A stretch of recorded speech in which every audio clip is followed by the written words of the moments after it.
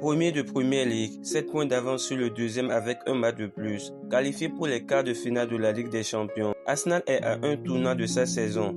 Arsenal est clairement l'une des équipes les plus solides et impressionnantes d'Europe. Sous la direction de Mikel Arteta, le club a retrouvé une vraie identité de jeu basée sur la possession, l'intensité et une organisation tactique très claire. Jusqu'ici, on peut dire qu'ils sont sur un sans faute et en bonne position pour toutes les compétitions auxquelles ils sont encore en lice, même s'ils ont déjà perdu une finale contre Manchester City récemment. L'effectif et la qualité du collectif est là, mais est-ce que cela suffit pour être champion? Pas si sûr, parce que dans les prochaines semaines, tout va se jouer sur un élément clé, le calendrier. Entre gros matchs, fatigue et pression mentale, Arsenal entre dans la zone la plus dangereuse de la saison.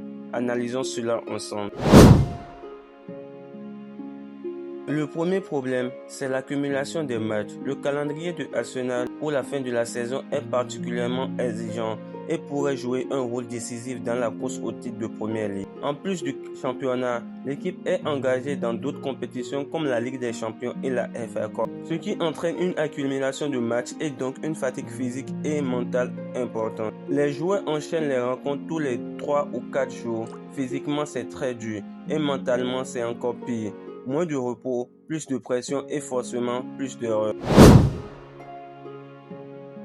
Dans ce calendrier, certains matchs peuvent faire basculer toute la saison. Parmi les rencontres les plus déterminantes, le déplacement face à Manchester City apparaît comme un tournant majeur, car un mauvais résultat pourrait relancer totalement la course au titre. À cela s'ajoutent des matchs compliqués contre des équipes contre Newcastle ou Fulham, souvent imprévisibles et très intenses. Paradoxalement, les rencontres contre des équipes plus modestes peuvent aussi poser problème, car c'est souvent dans ce type de match que la compétition oblige également à faire tourner l'effectif, ce qui peut impacter la performance globale de l'équipe. Ainsi, au-delà du niveau de jeu, c'est surtout la gestion de la pression, de la fatigue et des moments clés qui déterminera si Arsenal pourra conserver sa première place jusqu'à la fin de la saison. Mais au final, tout ne se joue pas sur le terrain. Le vrai enjeu, c'est le mental. Arsenal a déjà montré par le passé qu'ils pouvaient craquer sous pression. Aujourd'hui, ils doivent prouver qu'ils ont grandi, gérer le stress, rester concentrés, gagner les matchs les plus importants. C'est ça qui fait les champions.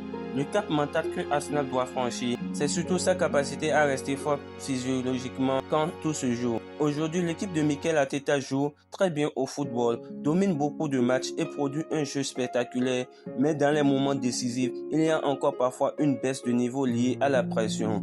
Par exemple, dans la course au titre en Premier League, Arsenal a déjà montré qu'il pouvait être leader pendant longtemps, mais quand la pression augmente en fin de saison, face à un rival expérimenté comme Manchester City, l'équipe peut perdre en lucidité. Erreur défensive, occasion ratée ou match nul évitable. Ce n'est pas un problème technique, mais plutôt une gestion des émotions et du stress.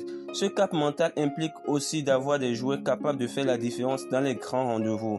Des leaders comme Declan Rice ou Martin Odegaard commencent à assumer ce rôle, mais pour gagner des titres, il faut une équipe entière capable de rester concentrée et confiante, même sous pression énorme. Je pense que Arsenal peut gagner la Première Ligue cette saison, surtout qu'ils sont actuellement premiers.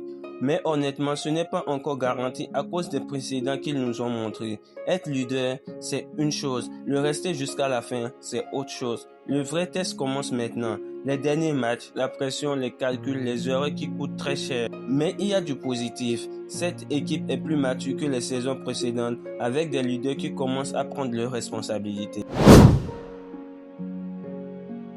Alors, Arsenal peut-il gagner la Première Ligue? Oui, mais le calendrier est un véritable test. Chaque match compte, chaque erreur peut coûter le titre. Au final, la question n'est pas seulement peuvent-ils gagner la Première Ligue, mais plutôt ont-ils grandi mentalement pour aller chercher les titres même dans le dur? Dis-moi en commentaire si tu penses qu'Arsenal va tenir jusqu'au bout ou craquer encore une nouvelle fois.